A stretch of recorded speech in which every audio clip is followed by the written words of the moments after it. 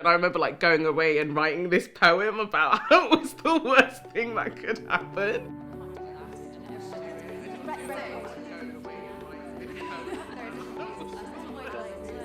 I went to my mum and I was like, Mum, the worst things happened, the worst thing that could possibly happen. She was like, why, what's happening? I was like, I started my period.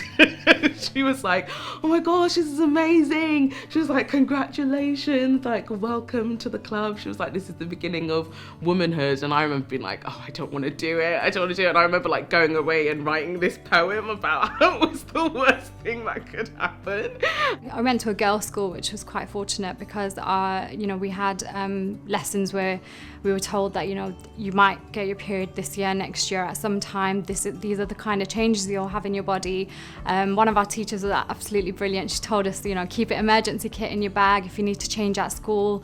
So it was really good, but there was no mention of a menstrual cup. I do remember quite clearly when my periods first started, when I was a teenager, and being really excited about the prospect, because a lot of my friends had already started, and it was really exciting, and then it happened, and then it was suddenly, oh yeah, and it's a bit messy and a bit difficult, and then it dawned on me that it was going to carry on every month for a long, long time, and I wasn't quite so excited.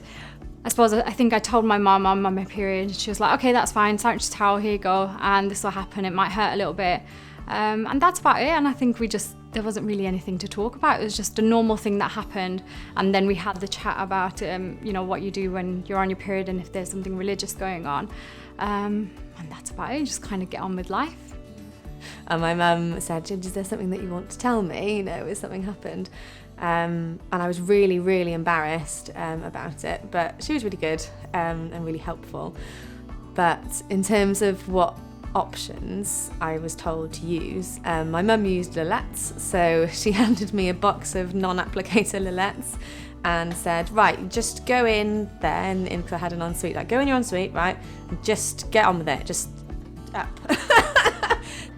I was on holiday with my dad, but at least my sister was there, so she kind of showed me what a pad was and everything. And I think the worst thing was not being able to swim for the whole holiday in France in the summer. So I think growing up, it's been hard to adapt to the fact that you're going to have to deal with it every month. I think it took me like half an hour in there, and at some point, past the pot of Vaseline came through the door. It was just like, just do it. And because I'd never done anything like that before in my life, it was really, really traumatic. So it was from like hiding it and going into school and like going into the bathrooms and putting a loo roll there. I just didn't know what was happening, and then going home and then having the whole Lillette, or the non-applicated tampon up the, it was a nightmare. When I first got my period, I was quite excited. And I ran to my mum and told her, and we ended up celebrating. And I was quite excited because I was one of the first of my friends.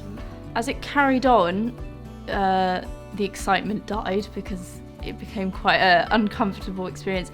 I wouldn't say necessarily deep dread, but whenever it came, it was inconvenient, problematic. I didn't normally enjoy that part of the month very much.